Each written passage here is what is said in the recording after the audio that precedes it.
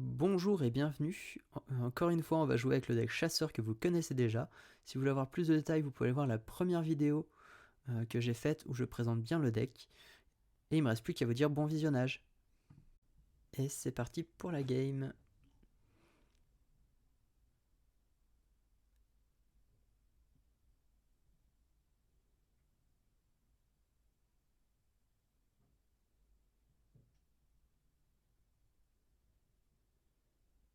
Alors, le match-up prêtre, comme vous le savez, hein, il est plutôt bon normalement. Il y a moyen de gagner. Après, je crois que j'ai fait quelques parties où j'ai perdu, mais il y a quand même moyen de gagner. Ici, on va retirer l'oracle. Je pense qu'on n'en a vraiment pas besoin. Le tir puissant, ça dépend. Mais je pense que là, ouais, voilà, vraiment, on retire l'oracle. Ça, c'est plutôt cool. On va essayer d'optimiser le pouvoir le plus vite possible et le valider le plus vite possible. Enfin, valider la quête plutôt le plus vite possible et optimiser le pouvoir du coup. Alors, un prêtre râle d'agonie. Ça risque d'être compliqué car il y a Reno dedans. Et si on n'arrive pas bien à gérer le board, ça peut vraiment devenir complexe.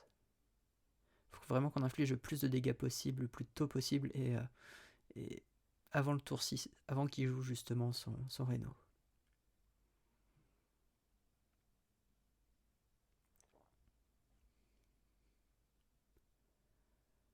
Alors, pouvoir héroïque seulement, hein, pas besoin de faire plus. On va attendre avant de valider la quête.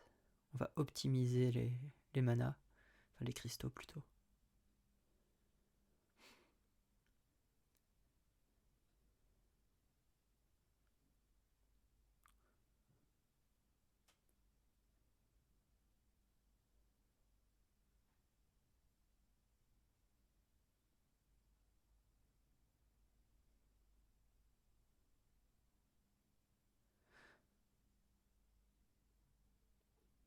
Là, je pense que mon erreur a été de tuer le sanglier. Je l'aurais pas tué, ça aurait peut-être été un peu plus facile.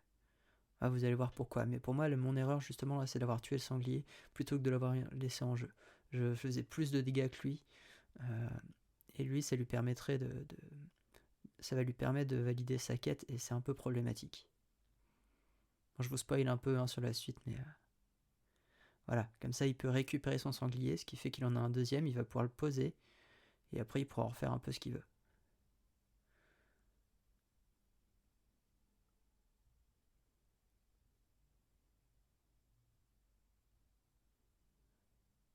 Donc là, c'est pareil, je pense qu'il aurait fallu laisser le sanglier sur place. Après je me suis dit, autant optimiser les points de dégâts, donc allons-y, go.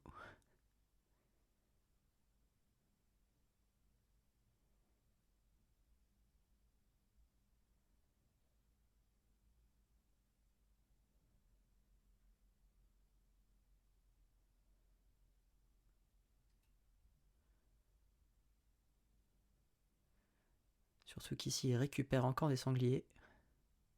Il en récupère deux qu'il va pouvoir poser. Voilà, là ça fait mal. Donc j'aurais dû laisser les sangliers en jeu, ça aurait été beaucoup plus facile.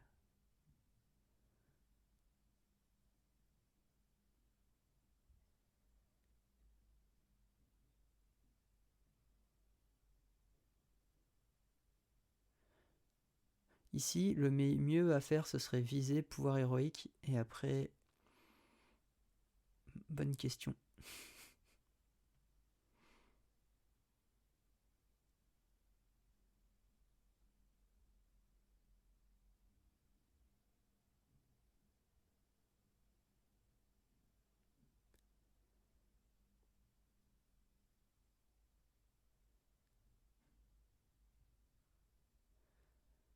Voilà, je pense que c'est ce qu'il y avait de mieux à faire hein, sur ce tour.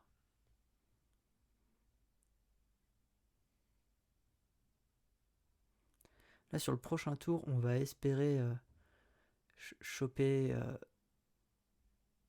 les sorts qui font une blessure et qui invoquent une bête pour pouvoir avoir l'étal. Et encore, si on aura l'étal, on a la pièce qui permet de tout jouer.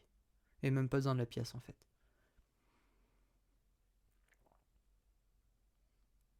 Dans le pire des cas, si on peut pas l'avoir, il y a l'oracle qui permet de piocher 2 cartes. Voilà, là, ça fait mal. Bon, là, il s'est soigné, ça devient problématique. Donc là, il faut vraiment le tuer au prochain tour, mais je crois que c'est compliqué. Non, c'est bon, il y a l'étal. On optimise vraiment le pouvoir.